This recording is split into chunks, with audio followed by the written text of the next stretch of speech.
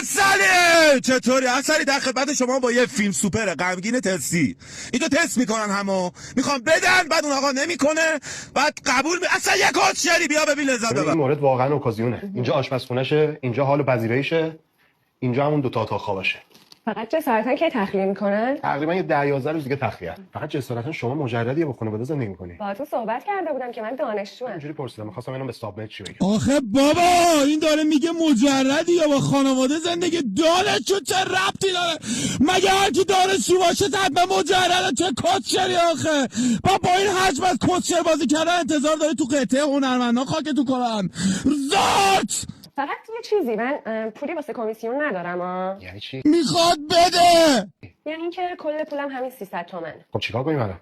نمیدونم، شما بگی. من متوجه منظورتون نمیشم. بابا گل نخور دیگه مرتی که جقی کسی میخواد بده دیگه. فیلم بازی میکنی من متوجه نمیشم. خب معلومه که متوجه میشی کابلو میگیری. واضح‌تر از این میگم کلا من 300 تومن دارم.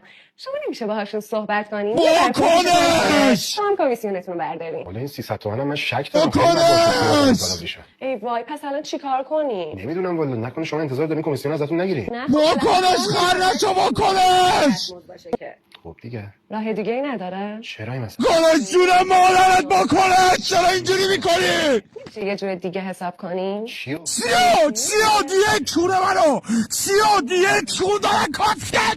بکنش دیگه ببخشید جسارت شما شغلتون چیه؟ بیا برو سیکسیکو بکن نیستی مرتی که گی. چیه؟ چطور؟ همینجوری میخوام بدونم. فروشنده. چی میفروشین اون وقت؟ هرچی خریدار داشته باشه. خب پس کلا کنسله. چطور؟ چون ساب ملک اینجا حلال کاره. پول شما به مزاجش نمیخوره. آره. ولی حیف بودا. چی؟ خونه اون که آره. و کمیسیونش. شرمنده، ولی کسی که اینجوری فکر میکنه باید بره بساطش رو جای دیگه پهن کنه. آفرین، خوشم اومد. شما روز اول کاریت دیگه نه؟ بله. شما از کجا میدونی؟ من دختر آقای موکاری هستم. پدر من خیلی حساسه که یه آدم متعهد و سالم توی مجموعه ما کار کنه. آقای عیسی‌زاده، به مجموعمون خوش اومدین. آقای موکاری مادر تو گاییدم با این دخترت خاکسته. آقای موکاری مادر جنده پدر سگ. آدم اگه با دو کس دخترش تست میکنه بقیه رو سگ پدر. یعنی به ابوالفضل اگه من بودم جای اون یارو منو تست میکردید یه جوری میکردم به ابوالفضل بابا دیگه گوه بخوره با کس دخترش آدم رو تست کنه.